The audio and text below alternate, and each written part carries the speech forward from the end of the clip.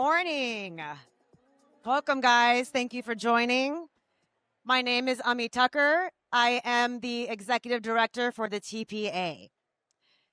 I've been podcasting for years, not because it was the smartest business decision. Trust me, if I wanted a stable career, I would have stuck to something else I've tried. Been a lawyer, a writer, a startup exec, a backup Bollywood dancer. Maybe not that. I also didn't enter podcasting from the media industry. Sorry. I entered it the way many creators do. I was inspired to start the next serial, obviously.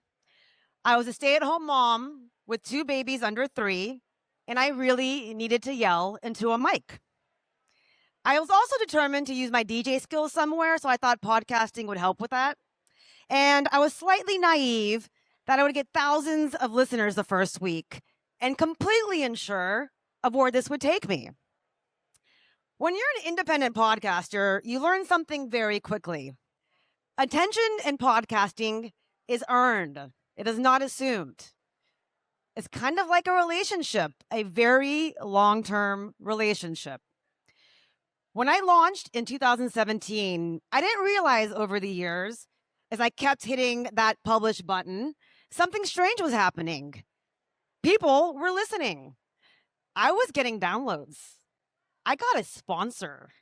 People started telling me that I was part of their weekly ritual. They trusted my voice. They thought I was funny. After my ego calmed down a little bit, that's when I realized something important. My podcast didn't grow because it was loud, not because of my jokes. My podcast grew because it became a trusted brand over the years. I became a trusted brand. Now, many people in this room are maybe asking over the weekend, whether podcasting is still worth the investment. I think the more interesting question is why podcasting still works. Look, I kind of think we're a special group of people. I'm biased. We're nerdy, but we were those kids in middle school that didn't quite make the cool table, but didn't get beat up in the hallways either. I have some PTSD from the 90s. What I think is cool about us is while most media is fighting for attention, podcasting is still one of the few places where attention is chosen. Let's go back to the basics just for a minute. What is podcasting? Podcasting is behavior, right? It's a ritual media. It's an appointment you carry in your pocket, and it's bigger than many people think in regards to time. Podcast listeners don't tolerate bullshit. They invite voices into their house, into their cars, into their bedrooms, ignore their families. They invite voices in, and that's what is changing influence. Podcasting isn't background noise. It's a foreground trust. I'm going to throw a number out there because I assumed I would have to have some data in this speech. Today, over 70% of Americans have listened to a podcast. I don't think 70% of Americans know the 50 states. Americans spend hundreds of hours a week listening to podcasts. That, my friends, is not passive scrolling. That's intentional attention. Okay, I got it. The numbers matter because time is where persuasion is. Impressions are cheap. Minutes are scarce. Let's talk about some of our pain points that we are still discussing and will probably continue to discuss in the future. Growth versus sustainability. Access versus gatekeeping. Algorithms versus craft. Fame versus fulfillment. While we are still discussing these things, let's remember that we need to start reframing what podcasting is. It is a cultural force now, not just an industry. And I want to highlight 3 things that we all need to remember this year. Presence is greater than promotion. Consistency greater than virality. I don't know how to pronounce that. Alignment is greater than scale. And buyers, I know buyers are skeptical. Audiences are fragmented, trust in platforms is fragile, attention is exhausted, measurement pressure is real. But just remember, podcasting didn't win all these years because it scaled the fastest. It won because it scaled trust.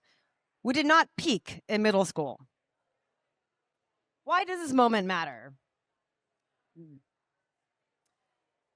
I think we all have heard this and know this. Audio is shaping culture, politics, identity, and it isn't just content. It feels like therapy with all your friends. People are tired of being marketed at, and they're craving voices that feel human. Well, AI discussion on the side. Audio is one of the last spaces where nuance survives.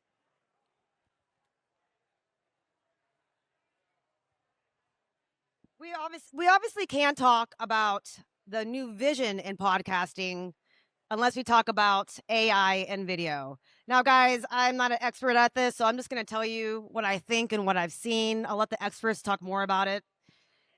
So much has changed in the past 10 years. Before, listeners knew they had to invest in an episode to get the most out of it.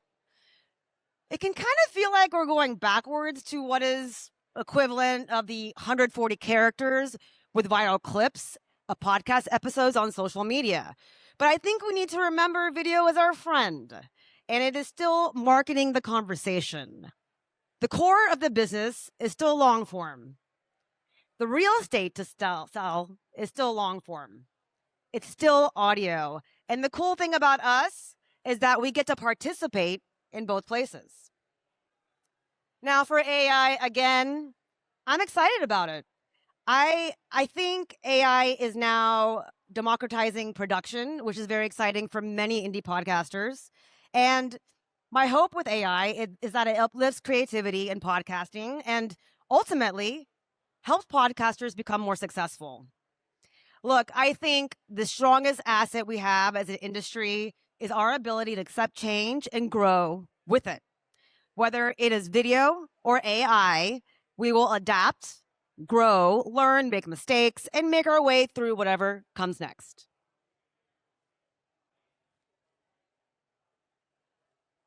Okay, the new vision in podcasting. What does that mean? I think the new vision in podcasting is here.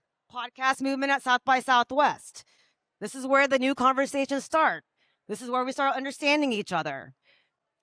Celebrations, such as the Ambies, the iHeart Awards, the Webbies, many more. Celebrating the big and small guys all on one stage. I think the new vision is people like me. Someone, an indie podcaster, no connection to the industry, 5 downloads a month. Now, the ED of TPA helping members across the board navigate this evolving industry. My serious slide. The next era of podcasting won't be defined only by reach. We know podcasting is still one of the last places people trust. The most important podcasts aren't just shows, they are communities, which we're already seeing. The smartest brands won't interrupt. They'll join and participate in the ride. I think we have proved time and time again, podcasting follows voices they trust. Audiences follow voices they trust, not the platforms. And the obvious one, there is infinite content out there. The scarcity is no longer information. We can get that anywhere. The real scarcity is attention that the people choose to give you.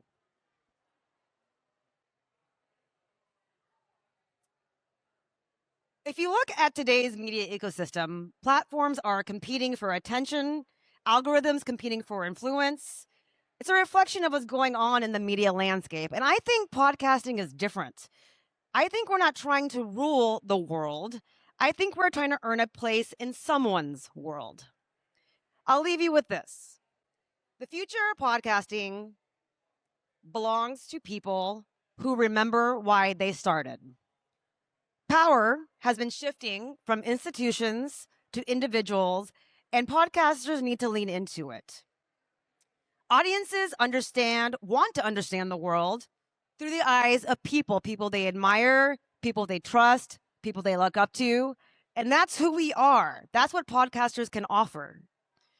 So I want to thank you guys for joining me. I've always wanted a walkout song. I know you can't hear it, but this is mine. Thank you guys. Have a good weekend.